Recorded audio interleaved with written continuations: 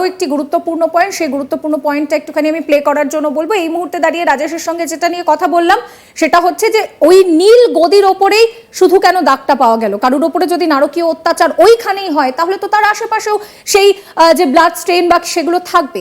যে আরও একটা গুরুত্বপূর্ণ পয়েন্ট, কাঠের মঞ্চে অবস্থিত গদি ব্যতীত মেঝেতে কোনো জৈবিক দাগ শনাক্ত করা যায়নি, যদিও সেমিনার কক্ষকে অপরাধের স্থান বলে উল্লেখ করা হয়েছিল। রাজেশ, তোমার নিশ্চয়ই মনে আছে একদম শুরু থেকে, যখন থেকে এই ঘটনা ঘটে এবং এই ঘটনা সামনে আসার পর থেকে বারবার কিন্তু বলা হচ্ছিল যে সেমিনার হলেই এই ঘটনা ঘটানো হয়েছে। অভয় সেখানে একটু রেস্ট করতে গিয়েছিলেন, সেই সেমিনার হলে সঞ্জয় রায়, যিনি এই ঘটনার সঙ্গে একেবারে মূল অভিযুক্ত সঞ্জয় রায়, ঢোকেন এবং তার সঙ্গে সেখানে সেমিনার হলে নারকীয় ঘটনা ঘটানো হয়েছে। যে বিষয়টা নিয়ে রাজেশ কথা বলছিলাম, যে কারুর ওপর যদি ওই নারকীয় ঘটনা ওই বেদির ওপরে রাখা যে নীল গদি রয়েছে সেখানে হয়, তাহলে তো তার চারপাশেও তার ব্লাড স্টেইন বা তার যে জৈবিক উপাদান কিছু তো যাবে। তার তো কোনো উল্লেখই পাচ্ছেন না এই ফরেনসিক বিশেষজ্ঞরা। রিপোর্টের প্রত্যেকটা জায়গায় তার মেনশন রয়েছে। নিঃসন্দেহে নিঃসন্দেহে একেবারেই তাই অহনা।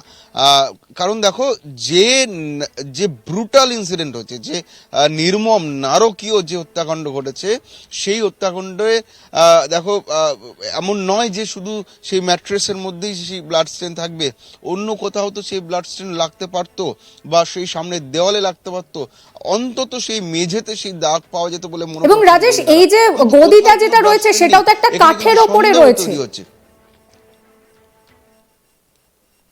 একদমই তাই। দেখো, একটা উডেন স্টেজ বলা হচ্ছে, অর্থাৎ কাঠের একটি পাটাতন মতন রয়েছে, তার উপরে সেই গদিটা রয়েছে, ম্যাট্রেসটা রয়েছে, এবং সেই ম্যাট্রেসের ওপর কিন্তু দেহটি শোয়ানো ছিল। এখন প্রশ্ন যেটা বলা হচ্ছিল প্রথম থেকে, যে সেই দেহটি ম্যাট্রেসের ওপর ছিল, অর্থাৎ সেখানেই তার মৃত্যু ঘটেছে। কিন্তু যদি তাই হয় তাহলে তার যেটা যেটা গোয়েন্দা সূত্রে প্রথম থেকে দাবি করা হচ্ছিল যে তার মাথা ঠোকা হয়েছিল তাকে হত্যা করার জন্য, যদি এই ভাবে নির্মমভাবে তাকে হত্যা করা হয়ে থাকে, তাহলে তার ব্লাড স্টেন তো কোথাও পাওয়া যাবে। শুধুমাত্র ম্যাট্রেসে তার ব্লাড স্টেন পাওয়া গেছে, স্বীকার করে নেওয়া হয়েছে সিভিলসের তরফে, কিন্তু অন্য কোথাও কোনো ব্লাড স্টেন নেই। এটা কিন্তু ভাবাচ্ছে, কারণ প্রশ্ন উঠছে যে এত বড় নির্মম হত্যাকাণ্ড ঘটানোর পর কোথাও বায়োলজিক্যাল এভিডেন্স কেন পাওয়া যায়নি, অ্যাপার্ট ফ্রম ম্যাট্রেস বলা হচ্ছে, অর্থাৎ শুধু ম্যাট্রেসে রয়েছে, সেমিনার রুমের অন্য কোথাও কিন্তু কোনো রকম বায়োলজিক্যাল এভিডেন্স পাওয়া যায়নি। এমনটা কিন্তু সিভিলসের রিপোর্টে দাবি করা হয়েছে এবং সেটা কিন্তু তদন্ত করছে সিবিআই।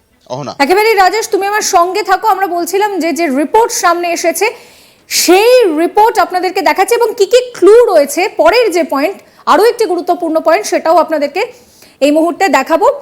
সেটা হচ্ছে সেমিনার রুমে ক্লু সামগ্রী যেগুলো রয়েছে, কি কি ক্লু পাওয়া গিয়েছে সেইগুলো। চুলের টুকরো, ওষুধের মোড়কের ছেঁড়া অংশ যেখানে কিন্তু নাম পরিষ্কার নয়, মোবাইলের পিছনের যে কভার অর্থাৎ যে ব্যাক কভার, সেই ব্যাক কভার, হাতে লেখা 15টা ছেঁড়া নথির টুকরো। আপনাদের নিশ্চয়ই মনে আছে যে সেই নথির টুকরো কিন্তু ভীষণ গুরুত্বপূর্ণ, কারণ সেই নথির টুকরোয় কি লেখা রয়েছে, তাতে অভয়া তার সঙ্গে হওয়া ঘটনা লিখে রেখেছেন নাকি তার স্বপ্ন লিখে রেখেছেন, তার হাতের লেখা মেলানো, এই নিয়ে কিন্তু বিস্তর জলঘোলা চলেছিল। এবং আরও যেটা পাওয়া যাচ্ছে সেটা হচ্ছে যে এই যে নথির টুকরো এবং একই সঙ্গে কাঠের মঞ্চে পড়ে থাকা গদিতে সন্দেহজনক দাগ। রাজেশ, এই মুহূর্তে দাঁড়িয়ে আমরা যে পয়েন্টটা নিয়ে ডিসকাস করব সেটা হচ্ছে যে কি কি ক্লু এখানে পাওয়া গিয়েছিল, যার মধ্যে কিন্তু চুলের টুকরো, ওষুধের যে মোড়ক, ছেঁড়া মোড়ক, সেই মোড়ক, ব্যাক কভার, হাতে লেখা যে নথি, সেই নথির টুকরো এবং অবশ্যই কাঠের মঞ্চে পড়ে থাকা যে গদি রয়েছে সেই গদির ওপরে যে জৈবিক দাগ, সেই দাগ। রাজেশ, একদম তাই। যেটা তুমি বললে সেটা কিন্তু 3 নম্বর পয়েন্টে মেনশন করা হয়েছে, যে সিপিএসএল রিপোর্ট 12 পাতা, সিপিএসএল রিপোর্টের একেবারে শেষ পাতায় 12 নম্বর পাতায় রিপোর্ট করা হয়েছে, যেখানে কনক্লুশন টানা হয়েছে, সেখানকার 3 নম্বর পয়েন্টে কিন্তু এটাই বলা হচ্ছে যে সেখান থেকে বেশ কিছু নমুনা তারা সংগ্রহ করেছিলেন, অর্থাৎ নয়াদিল্লির সিপিএসএল এর যারা বিশেষজ্ঞ রয়েছেন তারা কিন্তু সেখান থেকে সেই যে ম্যাট্রেস রয়েছে, সেই উডেন স্টেজ রয়েছে, অর্থাৎ কাঠের পাটাতন রয়েছে, সেখান থেকে বেশ কিছু নমুনা তারা সংগ্রহ করতে পেরেছিলেন। যার মধ্যে চুলের টুকরো ছিল। পরবর্তীকালে চার্জশিটে জানানো হয়েছিল সিবিআই তরফে সেই চুলের টুকরোর সাথে সঞ্জয়ের ডিএনএ ম্যাচ করে গিয়েছে, অর্থাৎ সেই চুলের টুকরো সঞ্জয়ের ছিল বলে জানানো হয়েছে। পাশাপাশি ওষুধের পাতার কিছু টুকরো এবং মোবাইলের ব্যাক কভার এবং কিছু লেখা এবং সন্দেহজনক দাগ পাওয়া গেছিল সেই উডেন স্টেজের মধ্যে, অর্থাৎ এই বিষয়গুলো কিন্তু মেনশন করা হয়েছে সিএফএসএল রিপোর্টে। পাশাপাশি যে বিস্তারিত চার্জশিট আমাদের হাতে এসেছিল সেই চার্জশিটেও কিন্তু এই বিষয়গুলির উল্লেখ ছিল, যেগুলি প্রথমে সিএফএসএল পরীক্ষাতে প্রথমে কলকাতা পুলিশ সেখান থেকে উদ্ধার করেছিল এবং তারপরে সিএফএসএল এর কর্তারাও কিন্তু সেখান থেকে সেই নমুনা সংগ্রহ করেন এবং পরীক্ষাগারে পাঠানো হয় এবং সেই যে পরীক্ষার যে রিপোর্ট সেটাও কিন্তু চার্জশিটে পরিষ্কার মেনশন করা হয়েছে। অহনা, রাজেশ, এই যে ক্লু সামগ্রীর উল্লেখ রয়েছে তার মধ্যে একটা ভীষণ গুরুত্বপূর্ণ বিষয় হচ্ছে যে এই যে ছেঁড়া নথি সেটা কিন্তু ভীষণভাবে গুরুত্বপূর্ণ। এরপর আর যে দুটো গুরুত্বপূর্ণ পয়েন্ট রয়েছে সেই দুটো গুরুত্বপূর্ণ পয়েন্ট কি কি সেটা অবশ্যই আপনাদেরকে দেখাবো, দেখুন।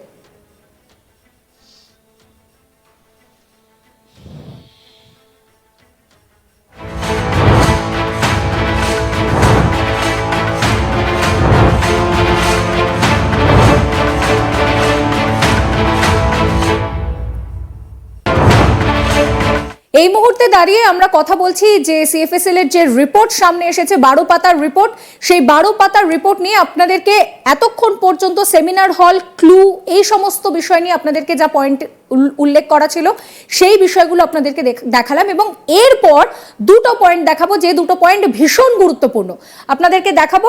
এবং এই মুহূর্তে দাঁড়িয়ে আমি পিসিআরকে বলবো যে গ্রাফিক্সটা প্লে করার জন্য, যেখানে আরো বিস্তারিতভাবে যে দুটো গুরুত্বপূর্ণ পয়েন্ট সেই দুটো রয়েছে। সবচেয়ে গুরুত্বপূর্ণ পয়েন্ট আপনারা ভালো করে শুনবেন, সবচেয়ে গুরুত্বপূর্ণ পয়েন্ট, গদিতে কাটা চিহ্নের অংশগুলি যা যুক্তিসঙ্গতভাবে একজন আহতের মাথা এবং তলপেটের অংশের সঙ্গে মিলে যায়, যে এই গদিতে সম্ভবত সে শুয়েছিল।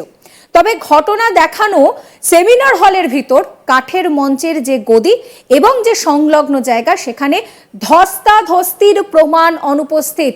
বারবার যে গুরুত্বপূর্ণ বিষয়টা এই মুহূর্তে সামনে আসছে যে তাহলে কি সেমিনার হলে আদৌ সেই ধস্তাধস্তি হয়েছিল? যদি সেই ধস্তাধস্তি সেমিনার হলে হয়ে থাকে তাহলে তার কেন কোনো প্রমাণ মিলছে না? রাজেশ, এই মুহূর্তে দাঁড়িয়ে রিপোর্ট ভীষণভাবে গুরুত্বপূর্ণ, 12 পাতার সেই রিপোর্ট, কিন্তু এই 12 পাতার রিপোর্টে সবচেয়ে গুরুত্বপূর্ণ ফ্রেজ যদি আমি ধরি তাহলে সেটা কিন্তু যে সেমিনার হলে ধস্তাধস্তির কোনো প্রমাণ মেলেনি। রাজেশ, একেবারেই তাই। দেখো, এই 12 পাতা সিএফএসএল রিপোর্টে যে 4 নম্বর পয়েন্টের কথা তুমি উল্লেখ করলে সেটা কিন্তু সব থেকে গুরুত্বপূর্ণ এবং তাৎপর্যপূর্ণ পয়েন্ট, কারণ সেখানে বলা হচ্ছে, দেখো আমি একদম হুবহু রিপোর্টটা যদি পড়ে শোনায়, সেখানে বলা হচ্ছে the cut mark portion observed on the mattress that were reasonably corresponding to the head and lower abdomen area of an injured victim who stated happens to be lying on the mattress. However, the evidence of possible struggle, এইখানে সব থেকে গুরুত্বপূর্ণ line না বলা হচ্ছে however the possible evidence of struggle shown by the victim to the assailant or fight in between them found missing in the shown area of occurrence, which is wooden stage mattress and adjoining area inside the seminar hall.